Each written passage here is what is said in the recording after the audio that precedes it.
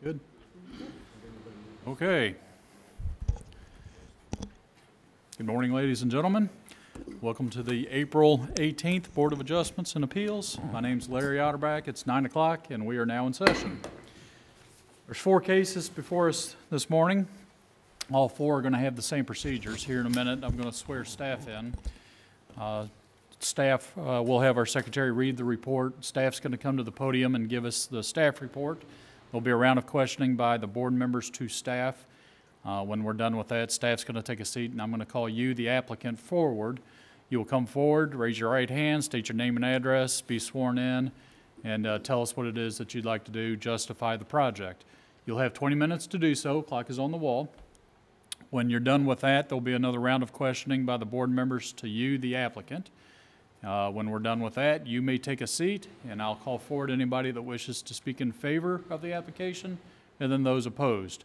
Same process. You'll come forward, raise your right hand, be sworn in, state your name and address, tell us why you're in favor, tell us why you're opposed. There might be a round of questioning by board members to you also. Collectively, each of those in favor will have 10 minutes, and then those opposed will have 10 minutes collectively.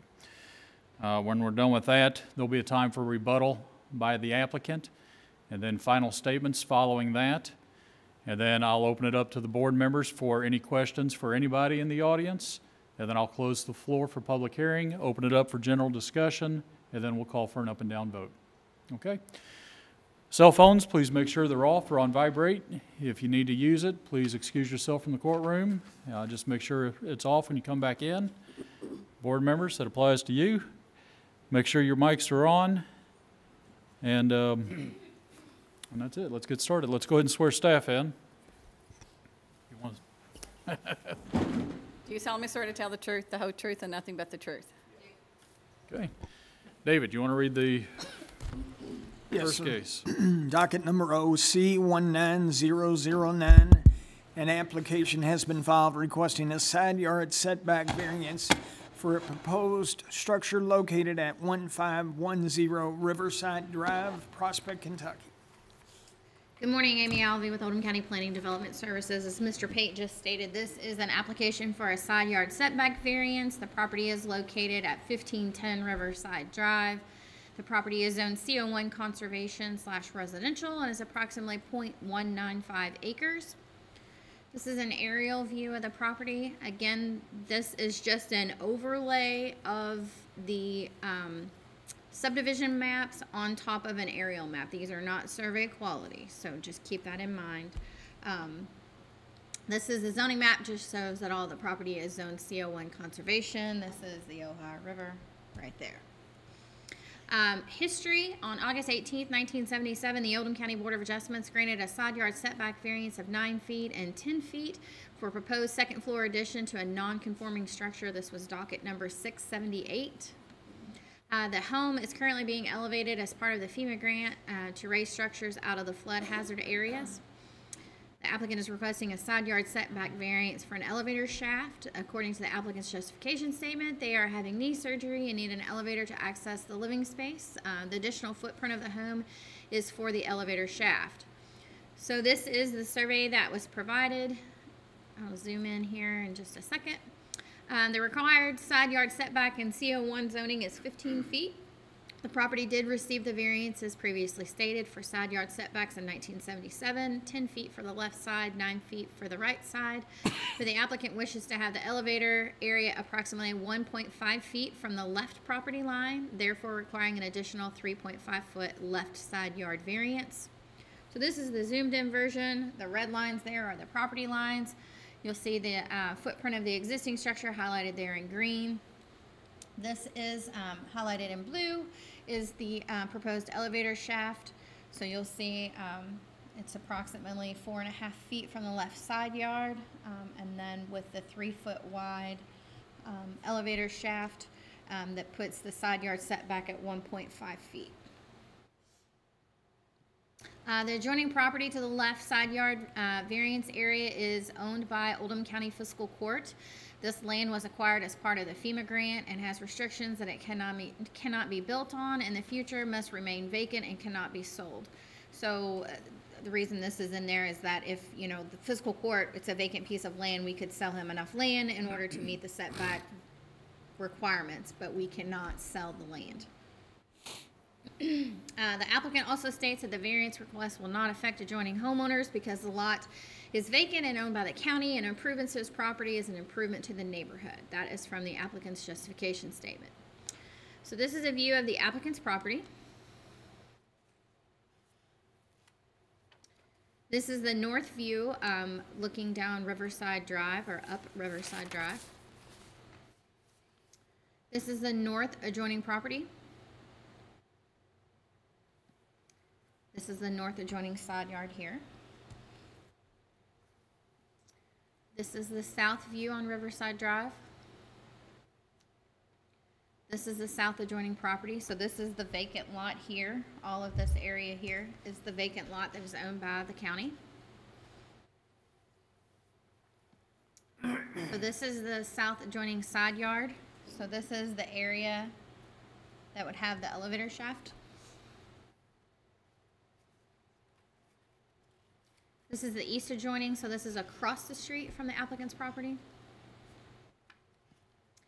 So in summary, the applicant is requesting a side yard setback variance. The required side yard is 15 feet, the proposed is 1.5 feet, and the variance request is 13.5 feet. Jim wanted to come up and kind of give you guys an overview of what the FEMA projects are, and what the process is, and everything on that, so. Before you do that, I'm a little bit confused because I thought there was a setback variance of 9 and 10 feet, but now we're talking about 5 is what it is, and now. The current survey shows that it's 4.5 feet. They were granted 5 feet to be 5 feet on the left-hand side. I thought it was 9 and 10. That's the amount of the variance, Thank you. not the setback, the amount I was of the confused. variance. Amy, on this shot, where is that house? Right here. Whereas this house that's Yeah. highlighted, it's removed. That was removed. That's what Jim's gonna talk about as Okay. part of the FEMA projects. Because Kate asked the same question. Yeah. Just to give you a 3-minute version of the FEMA grant program, back in 2014, we started working with property owners on a voluntary basis using grant applications through FEMA to either elevate or remove structures from the flood risk area. Obviously, this is on the Ohio River. They get flooded on a regular basis. The property that you see in this photograph is now vacant. Mr. Otterback, you pointed out on the aerial, that's an old aerial. It's still there. The building is gone. We can do 2 things according to the grant. One is elevate structures, which this applicant and docket number 11, which is a couple down the agenda, are going to elevate structures. Another option is to purchase the property. The county then owns it in perpetuity, and the building has to be torn down. Again, it eliminates flood risk. So those that choose to elevate their structures are typically going up about 12 to 14 feet to have their living space elevated above the floodplain.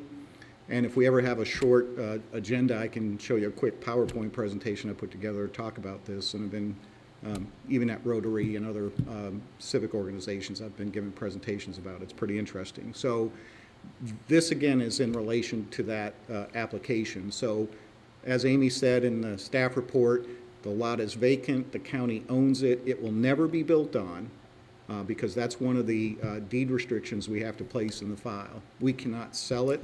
We can get it to another county organization or to an Indian tribe, but that's really it. So we will own this property in perpetuity, we the county.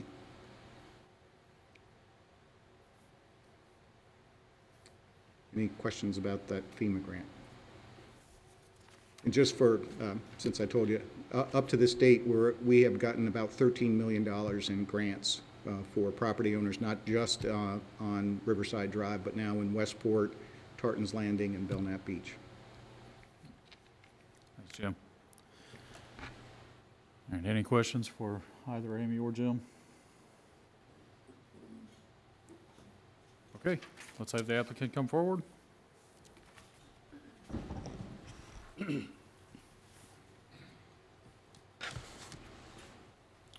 Morning. Morning. Do you solemnly swear to tell the truth, the whole truth, and nothing but the truth? I do. And state your name and address, please.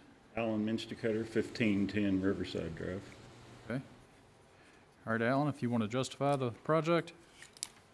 Well, the people that spoke before me, I think, did a good job on explaining everything, but I'm 68 years old, and I want to participate in this grant in order to lift my house out of the flood zone.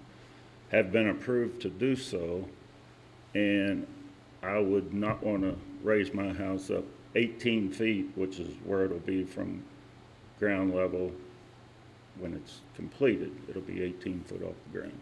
So I definitely need an elevator. My contractor has said that this is where the elevator shaft needs to be in order to accomplish what I'm trying to accomplish. So that's really about it. All right. Board members, questions?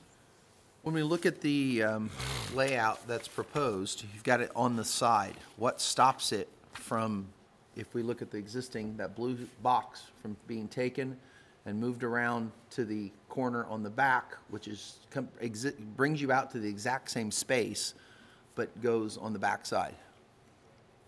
Can Kyle answer that question? Yeah, if you want to come forward and be sworn in. Do you solemnly swear to tell the truth, the whole truth, and nothing but the truth? I do. And state your name and address, please. Kyle Onan, 6011 Summit View Lane, Crestwood. Okay. All right, Kyle. I think we thought that that was the best placement, putting it on the rear. I think, I don't know that it couldn't be done. I think part of the issue there would be that it would be somewhat blocking the view of the river from the back of the home. There may also be some roof line issues in extending that shaft beyond the roof line, because it's a gabled roof that slopes towards the river.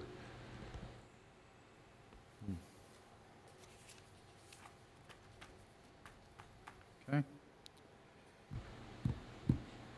All right. I have a question for Kyle. Yes, sir.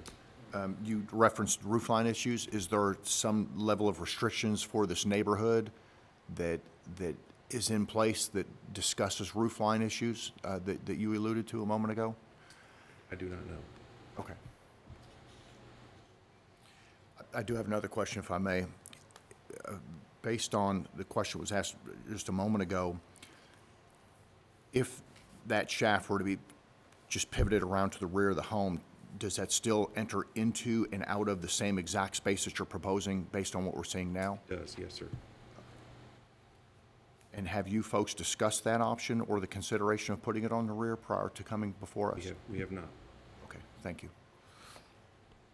Does the proposed design include windows currently on the back of the home in that area that they're talking about possibly moving that? Yes, sir. There's a door there, is there not? There's French doors. There's also a deck that essentially is full width of the home in the back that currently is being lifted with the house, so it stays intact. Okay, so the house stays intact, no physical design changes to the back of the home? No, sir. Okay, so you would have to, in a sense, redesign what you currently have. You would, to some extent, yes, sir. That's all I have. Thank you. Any further questions? I have a question for the applicant. Does this structure have living quarters both on the first floor and second floor currently? Currently it does. After the lift, the first floor will not be living area. Okay, thank you.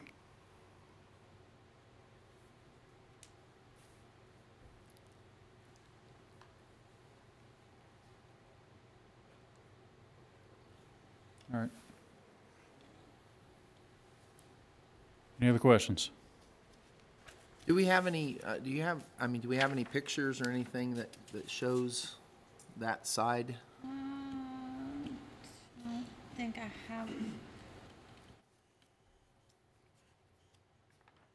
I don't have one that shows like the back side, but it, I think there's one that almost is on that one. yeah. So it's kind of hard to see because I didn't take a picture, going this way along the back side. But this right here is the edge of ground. It goes straight down to the boat docks. Okay. So the edge of the house sits right along there, and then there's a rear deck along the whole back of the house. So the rear deck and the entire, this portion of the house, all of that is being raised.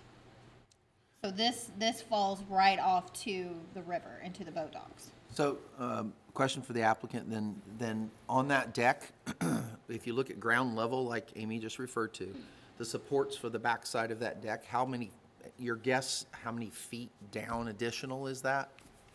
You mean as part of the yard, or? Supports the deck on the Oh. backside that falls off. How high? I'm trying to get an idea of how far off it Oh, falls. yeah, probably, I mean, it's pretty gradual, but it's probably, what, 40 feet or something?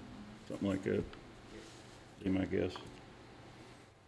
Okay, Kyle? To point out, if I may, that chimney for the current fireplace actually goes away, and essentially the shaft takes the place of that chimney. It would stick out about approximately 1 foot past where that chimney currently is, but the chimney goes away. But that gives you a better visual idea of where the shaft would be. gotcha. Chimney That goes was- away, Yes, sir. elevator Correct. replaces that footprint. That's correct. Thank you for that clarity. I was going to ask the question if the shaft was going behind the chimney or in That's place where I of. was So headed. that does help give us a mental picture of It what's wouldn't occurring. give us enough room, yeah, there's not enough room behind the chimney. Thank you for that clarity. And, Can, go ahead. well, to clarify, the rear and the deck, you're saying that, Amy, I think I heard you say the house sits right on the line where the property starts to fall away. Correct. The deck extends beyond that where it starts to fall away. Okay, okay, all right. Kyle, or, So, what issues, given that fall off, what issues would you have to tackle as the contractor if it was on the backside? I mean, what kind of additional expense, what kind of additional issues would you expect to have? Well, I think the biggest issues would be from a design standpoint, getting into that deck, reworking the deck and the roof line where it meets the shaft, once the shaft extends beyond that roof line. Okay. And then based on elevation and how far out that shaft sticks off the back, we would have to look at, the footer situation, if that's stepped or if it's solid, and try and figure that out. Okay, so foundationally, would you expect the foundation to be much more expensive, slightly more expensive? You could say slightly more. But I think the added cost or the biggest change would be reworking the back of the home as it applies to the current deck that's there and roof line. Just Thank to add one thing, when I applied for the grant, and you have to propose budget by category and everything, of course, I did not include something like that, so that would be an additional expense to me. So if I'm understanding, if I'm hearing you correctly, when you do the lift, the house and the deck all lift together, so you're Correct. not looking at replacing the deck. Correct. But if I also understand you correctly, that if you were to move it to the rear, it's going to, in addition to the foundation requirements, you'll have structural changes occurring due to the door and window placement on the property as it stands now.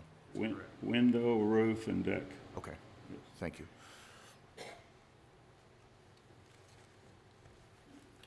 all right, anything else? Thanks, guys. Thank you. Okay, is there anybody here wishing to speak in favor of the applicant? Just want to put in the record that as part of this application, the county was notified as an adjoining property owner, and there weren't any objections to this variance being granted. Thank you. All right, anybody opposed to the application? Okay, Alan, Kyle, any final words? Board members, questions for anybody? Okay, I'll close the floor, open it up for discussion.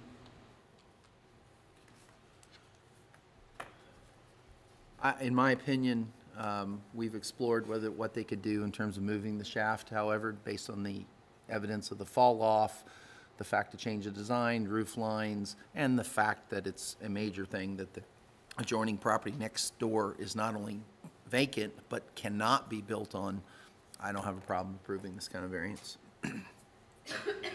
Agreed. Go with what Rob I said. I concur. As well. All right, I'm ready for a motion.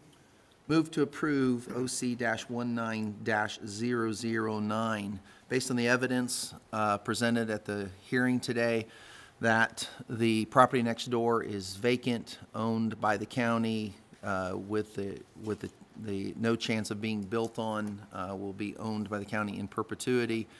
The fact that the design's are already set, that there's a fall off and it would cost additional amounts to move the shaft to the back. The fact that the FEMA has granted the grant to raise the home to get it out of the flood area, which is also beneficial.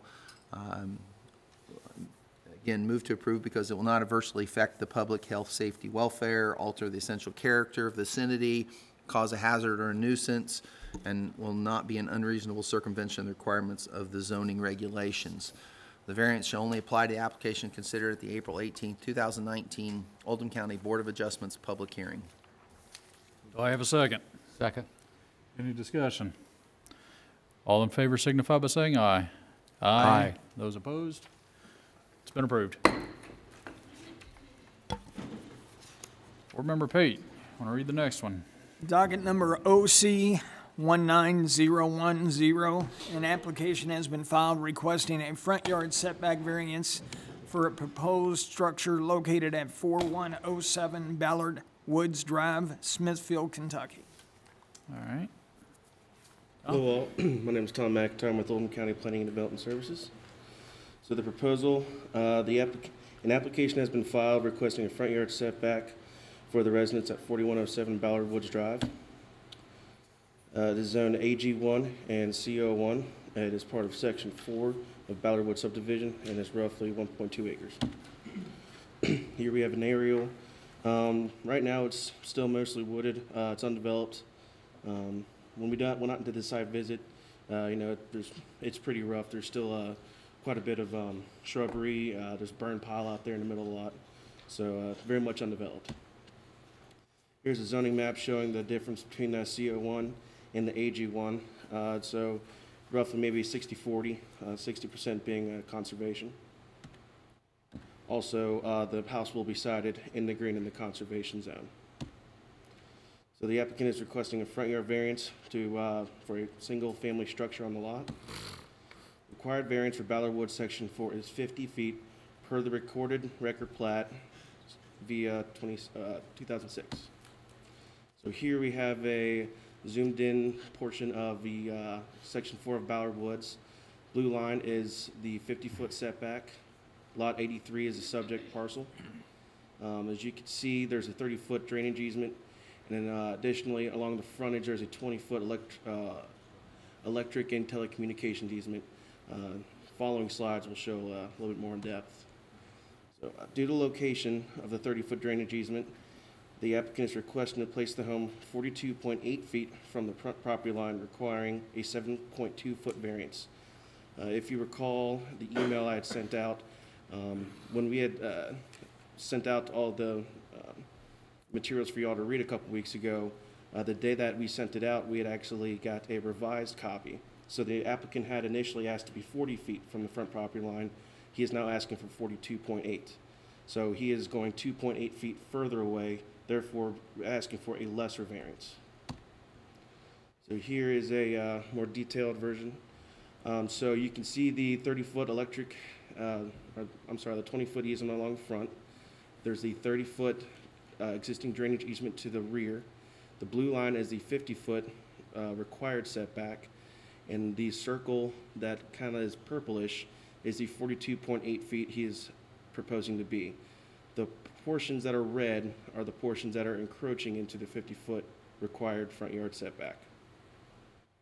So the red portion, I believe, is a porch. And then that was to the left, and to the right, it's just a small little corner of the exterior wall of the proposed structure. According to the application's justification statement, the 30-foot drainage easement, as well as the 50-foot front building setback, when combined with the cul-de-sac, create a constricted building area.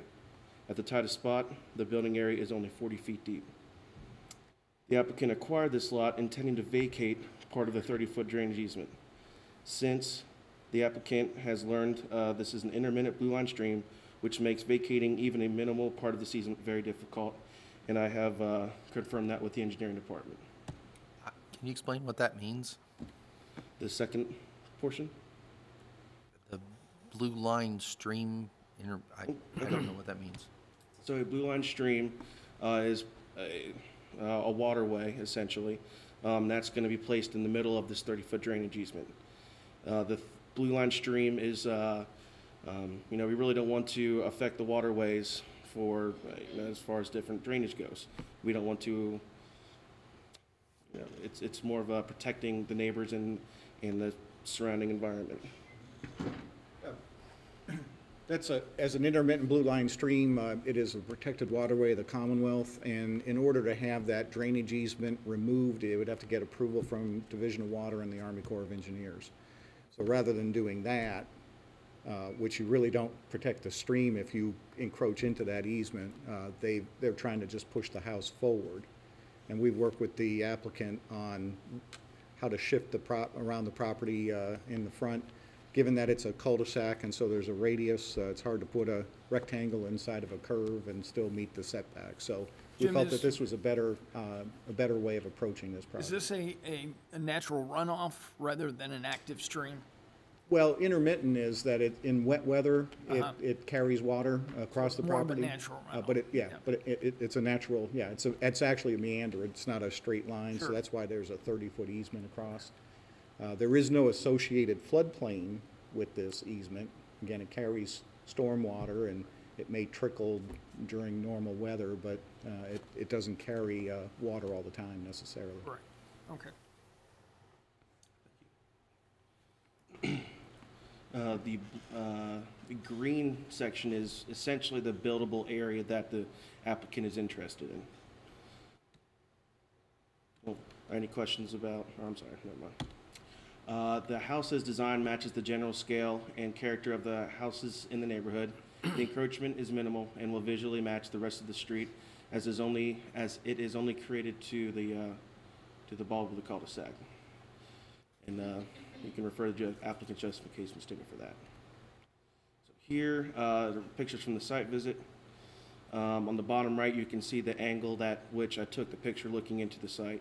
So here's essentially at the edge of the pavement looking into the site. If you look kind of close to the right of the tree, you can see a stake with a pink ribbon. Over there. And that is where one portion of the house is going to be. Here, I'm standing on the neighbor's property looking in. You can see this black soil and erosion looking kind of drape. That is the front portion of the existing 30-foot drainage easement. So that's kind of where the easement starts when you're walking from the front of the property to the back. Here you can see looking down into the easement, so kind of the stream kind of goes like that. And as Jim said, it meanders throughout, so it's just kind of a meandering stream. It's intermittent, so it's not going to be carrying water at the moment, but it was damp and wet. I mean, sure, if you put your hand in there, you could feel some water, but it's not like a major stream or anything. Here you have another stake, followed by the beginning of your easement when you're looking into the site. So here we are looking towards, well, I'm staying on the adjoining property to the, what appears to be the east, looking into the site. Here I'm standing in the middle of the cul-de-sac, looking into the property. And I believe the house is probably going to be built somewhere around here. So in summary, the applicant is requesting a front yard setback. Initially, they had asked for it to be 40 feet. Right now, they're asking for 42.8 feet. So therefore, the variance, instead of being 10 feet, is 7.2. Okay. Questions for Tom? Hang on, Tom. Can you go back to about halfway through the deck? I'll tell you when to stop. It's keep going. Keep going. Right there. If you can just leave that slide up for a few minutes. All right, any other questions for Tom? All right, thanks, Tom. And if we can have the applicant come forward? Nope, leave that slide up. Leave that one? Yeah, yeah, that one right there. Morning. Do you solemnly swear to tell the truth, the whole truth, and nothing but the truth? Yes. And state your name and address, please. Jeff Scholl, 2003 Cherrywood, Cherry Ridge Court. All right, Jeff, you want to explain what you're trying to do and justify the project? Yes, when we bought this lot, we're in the process of purchasing it. Our intention had been to vacate a portion of the easement. Really, in talking with Walt Shum, who we bought it from, we thought that would be a simpler process than it was. By the end of it, it was recommended that we go for a variance in the front versus trying to vacate even a small portion of that easement where we could get the porch into the correct setback. So that's where we went ahead and applied for this variance. Can you give us a little history about that, about what you found out, what you know, because you said you initially thought you were going to vacate part of it, and then you found out it wasn't as easy as you thought, so tell me a little bit more about that, please.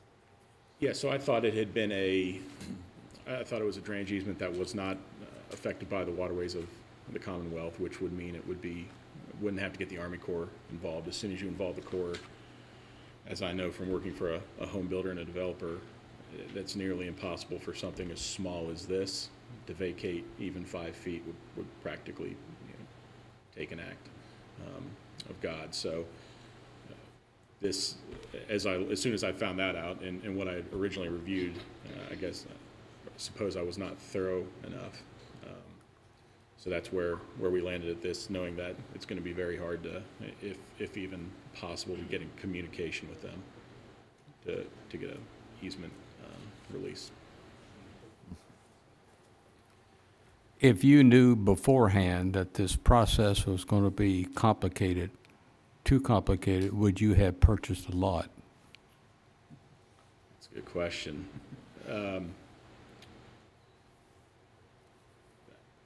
Probably not. Frankly, just if I had known I would have had to involve the Army Corps to vacate an easement, I absolutely would not have touched it. Jeffrey, the reason I wanted to stop on this page and what I'm trying to look up now, it might be a moot point, and I'll have to direct the question to staff here in a minute. It appears to me if you move it to, with the shot we're looking at, move it left, and that will open up space to go left and back. It appears as though you'd be able to do that without asking for a variance at all. Now I'm trying to figure out what the side yard setback is. I don't know if it would.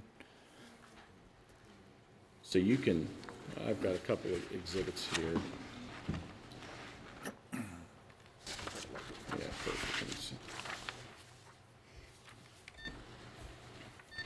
Tom, while you're up, do you know what the side yard setback is on AG1, CO1? And this fell within CO1, didn't it? 15. Excuse me. Yeah.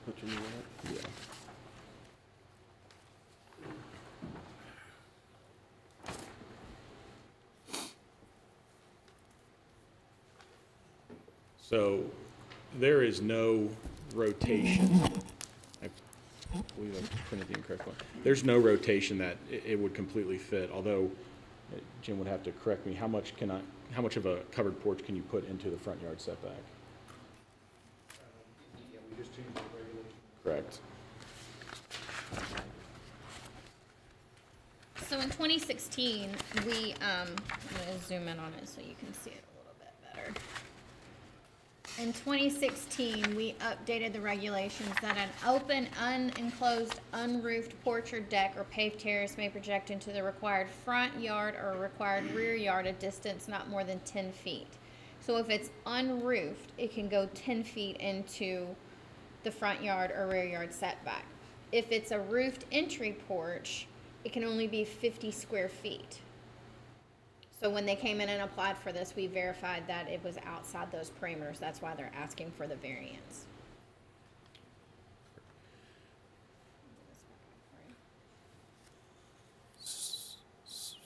So the variance is being asked for exclusively for the porched area, not any part of the inside living area, Well, it's this correct? little corner right here too. Oh, that is the corner the too. overhead, yeah. Okay, yeah. There's, So what I'm- there's an area there. Yeah, I apologize for the lack of clarity here. What I'm showing here is a way that the house could get close to fitting, although I have a covered porch that would still be in the easement. And then if I were to build a deck off to the side of that, it would look, just be unusable practically. And then the side, if you look at the side load of the garage, 23 feet is incredibly tight, probably too tight. It would definitely become an impediment to selling the house in the future, or I would get a phone call the day it closed, with a very disappointed new home buyer. What's the square foot of the plan? Approximately 3,200 feet plus about 800 in the garage on the first floor. It's your testimony that this square footage and set footprint is similar to the other homes in the area? Yeah, fits in the character of that. What about placing it on the back side of the drainage easement? Does that fall within character of the area? No, absolutely not. Just to clarify, this is a spec home, correct? No, this is my personal home. It I is your work, personal. yeah, so I apologize. I happen to work for a home builder in town, but this is my personal home. Okay, I just wanted to make that clear. My intention is to Yeah. live in it, yeah.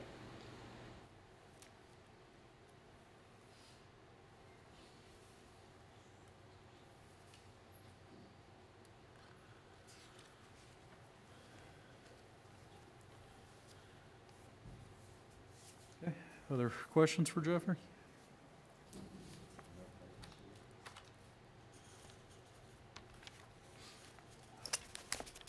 All right, thank you. I appreciate your time.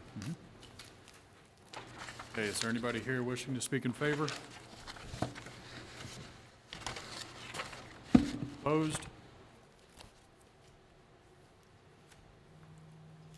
Jeffrey, anything else? Any other comments or? The only other thing I would say is I've reached out to all the adjacent property owners. I'm Jeffrey, come forward. I'm sorry. We have mics in the podium that have to pick it up. I've reached out to all my neighbors and adjacent property owners and gotten approvals just via email, if you'd like to see those by any chance. Why don't you go ahead and put it on the projector? Okay. So there's gentleman there. This guy actually thought about buying the lot until he realized what it would take. Another neighbor.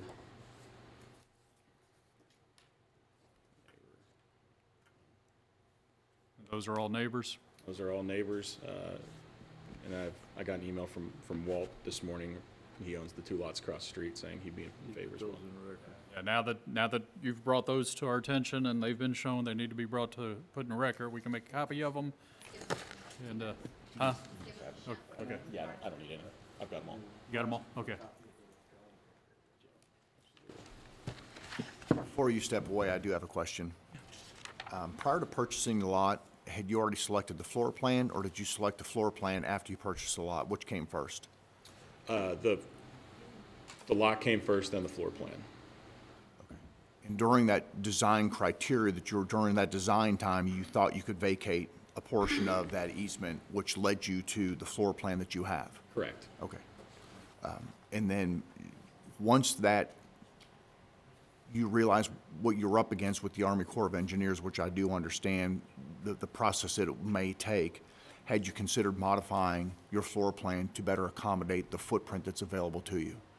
We had considered it. It's just hard as you push back there, it just gets narrower and narrower, and to break up the front of the house architecturally was just nearly impossible. And how large or how deep is the front porch that's covered? The porch, that portion that is covered is about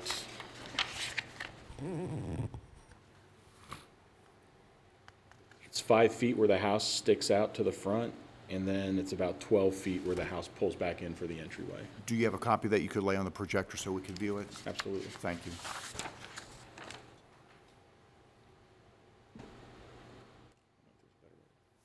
So the shallow area, as we're viewing it to the top side, is approximately 5 feet deep? Correct. That's Thank you. 5 feet right there. And then as we drop down, then that area with that offset gets back to about 12. About 12 feet there, yes. So the area in question that we're having, and again, just to make sure that I'm clear with all this, is just the covered area of the porch. It's not the actual living structure until we get out to the far Then you get down here. bedroom number two's Apologize. corner. Yeah, I got there, and then this corner of the as well. So if you were to make the front porch shallower to accommodate this, you would end up with a shelf where it's currently 5 feet, and it would not be usable space. Correct. Thank you. I'm just making sure I understand what you were looking at as you're trying to put this together. Absolutely. Thank you very much. Appreciate the question.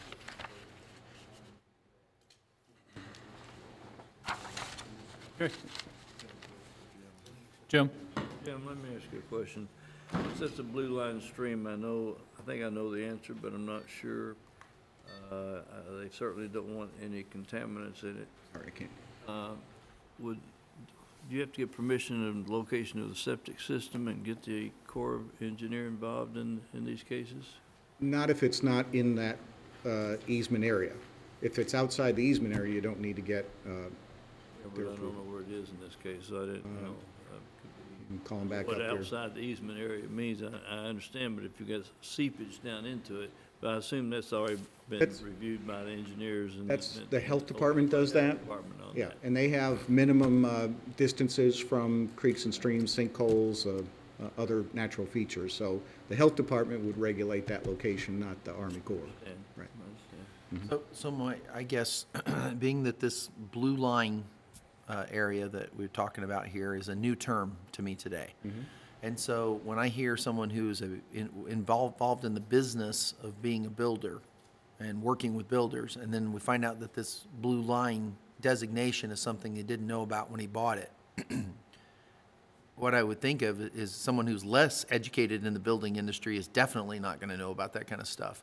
So how would a potential buyer know what they're walking into or what they can expect? Because he walked in as what I would consider the 1% of educated people about this kind of thing, and yet he's caught. So help me. I'm going to give you a yes and no answer. It's Okay. a yeah, but.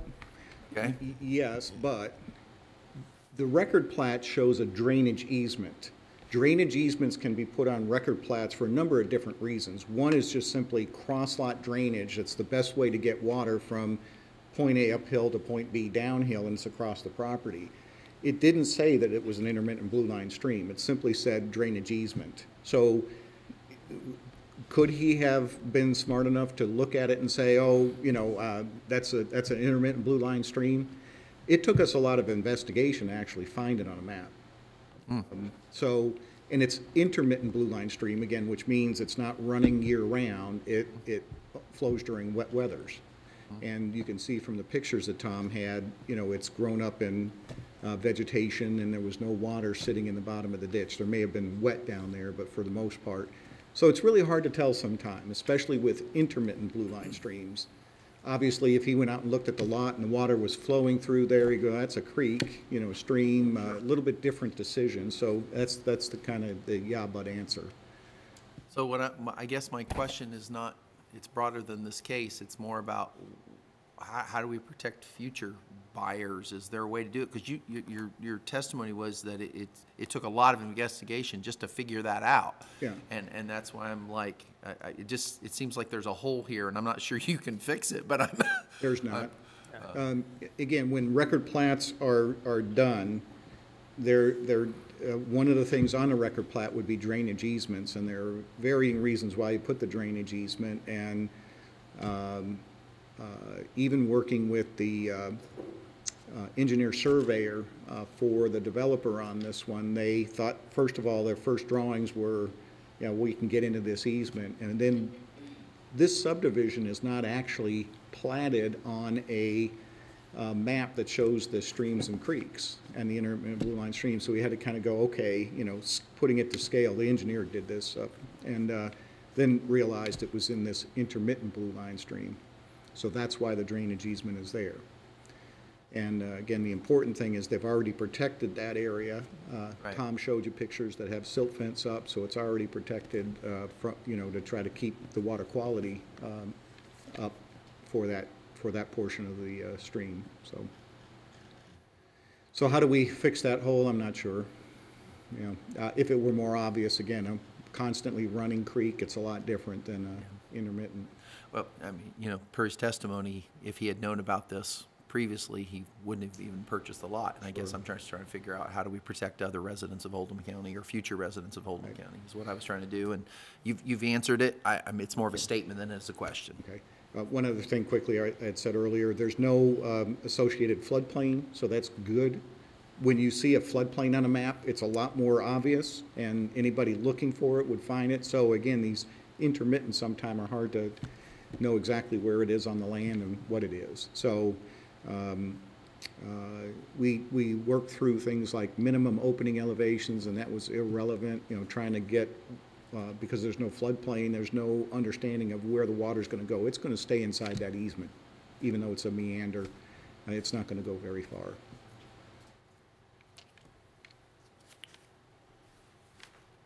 Okay, board members, any other questions?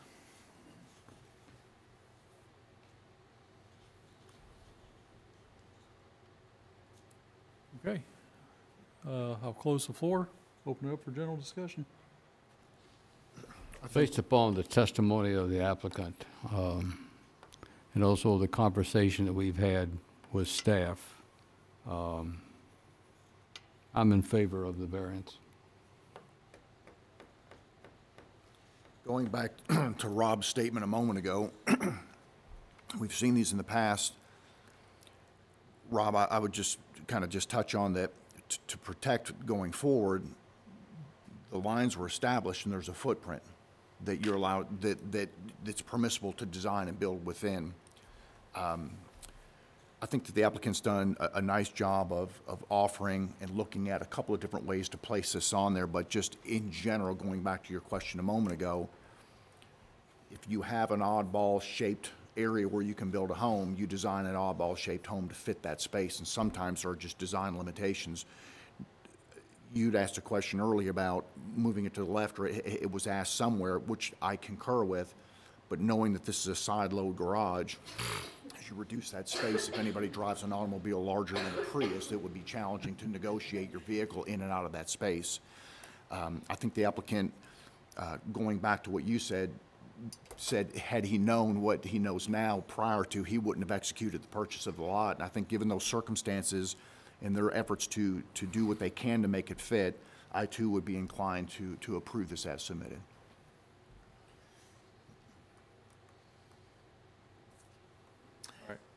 The unique lots and cul-de-sacs always give us a challenge, and I think we're looking at both in this situation.